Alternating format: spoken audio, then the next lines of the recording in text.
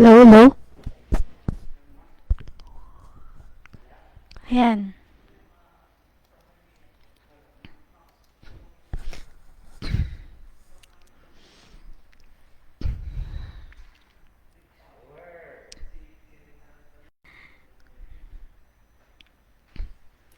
Hello, good afternoon, everyone. My name is Paulina Tana from Accentrix.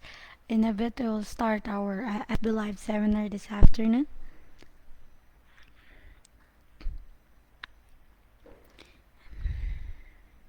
This is a short seminar on how to join student visa in Australia.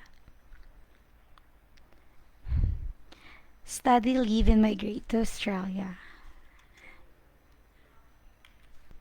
So, why Australia? So, we have four factors why you should consider migrating to Australia. So, number one, um, listed in best country to live, better job prospect, healthier food, and of course listed one of the highest salaries. So that's the four factors of why you should consider migrating to Australia. Next, we have four best features of Australia. So Australia is listed as number three country with the highest average salaries. Number 7, best country in the world. Number 9, best to raise a family. Number 27, safest country in the world. So, that's our four best features of Australia. So, pangatlo po ang Australia sa pinakamataas na average salaries in the whole world. And pangpito po ang Australia sa best country in the world. And number 9, best to raise a family. Why? Because yung mga anak po natin doon sa Australia or pag mumukod po tayo ng family doon, yung mga anak po natin is libre ang kanilang pag-aaral. You don't need to pay their tuition fee every year, every exam because libre po ang pag-aaral nila sa Australia. Minsan, binibigyan, sila pa po mismo binibigyan ng budget.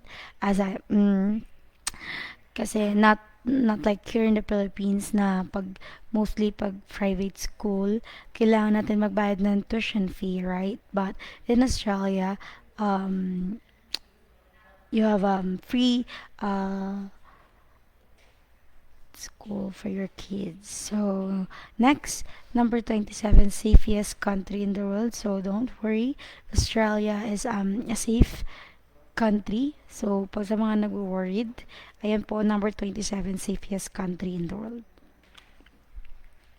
So, job prospects. So, what are the current jobs in Australia? So, highest paying jobs in Australia so 2024. You can search it on your own or legit check even if nasa bahay po kayo. You can still copy this link. Then you can click that one. And next, I'm so lazy to apply. So, pag tinatamad po tayo mag-apply, don't worry. Hindi siya katulad dito sa Pilipinas na if tinatamad tayo mag-apply, wala talaga tayong trabaho, right? But in Australia, we offer www.linkedin.com.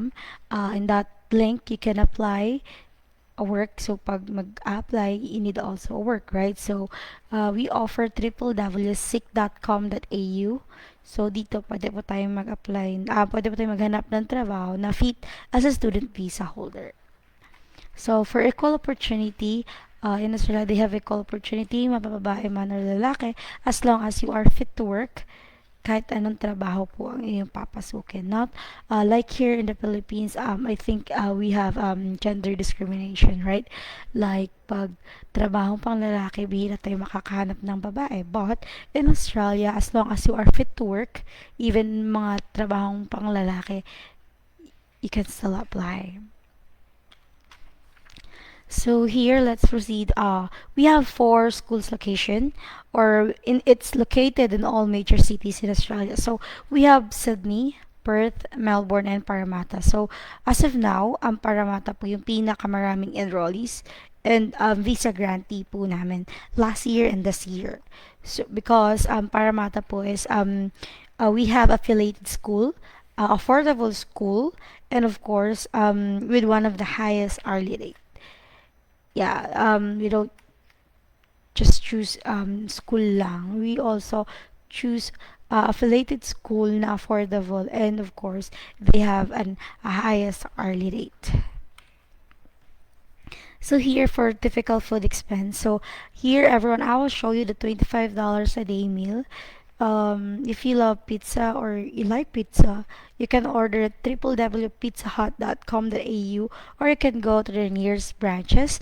And as like yung alam ko is yung one slice ng pizza is just $5. Then the whole pizza is $17. Then you have if it's 17, you have $8 remaining, so you can buy it a Coke, water, or something. That's why in a day you can spend the $25 a day meal. If you want to order something, we have Uber at www.ubereats.com.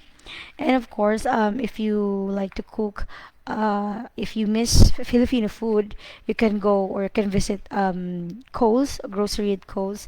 Mostly, yung tatrabaho po dun is like Filipino or kababayan din po natin, because nung nag-visit ako sa Coles, is mostly nakikita ko talaga is Filipino. And of course, Indian, then a lot of Asian there. And of course, same with Philo. You can grocery at Philo, or you can order at www Coles or in Philo. They have also delivery. So for typical jobs for students, here I will mention those jobs na fit po as a student visa holder. So and also you can apply at linkedin.com, then you can see it seek.com.au. Itong mga may mention kong work. First, you can apply as housekeeper in a hotel. You can apply as a housekeeper as a student visa holder. As a barista, jobs in grocery, it's either in Coles, it's either in Kmart, in like a Philo. You can apply those jobs in grocery. You can find it at seek.com.au, then you can apply it at linkedin.com.au. And of course, you can apply as a childcare. So once you are given a full-time working permit, you can look for a job in your profession naman. So you can work as a office staff or temping, network engineer, assistant in nursing, bookkeeping. So those work na na-mention ko, you can find it at seek.com.au, and still you can apply at linkedin.com. Here last year, Australian government give us a benefits like unlimited work rights for student visa holder. But we hope so this year 2024 magbigay po ulit sila ng benefits, unlimited work rights. But don't worry, as of April intake, they have still a benefits of no show money, no IELTS, but it's not a long term or hindi po siya pang matagalan. But yung pagkakaalam ko po is April intake is still in the lead na wala pong show money and wala IELTS. Pili po, we have affiliated school na hindi naghahanap ng show money tsaka IELTS. As of now, but I don't think tatagal siya hanggang July intake. So here, application for a student visa, Australian Government Department of Home Affairs, you must have sufficient funds. It's a page 15 to 25.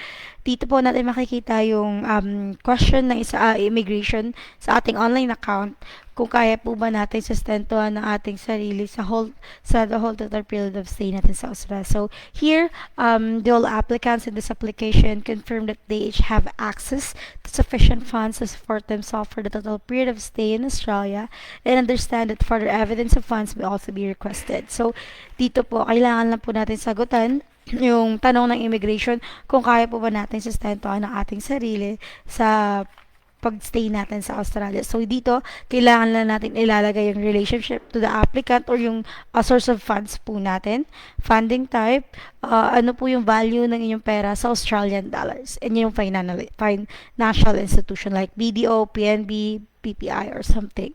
So, hindi po siya ganun kahirap or kabado gawin because you just need to put down all necessary questions.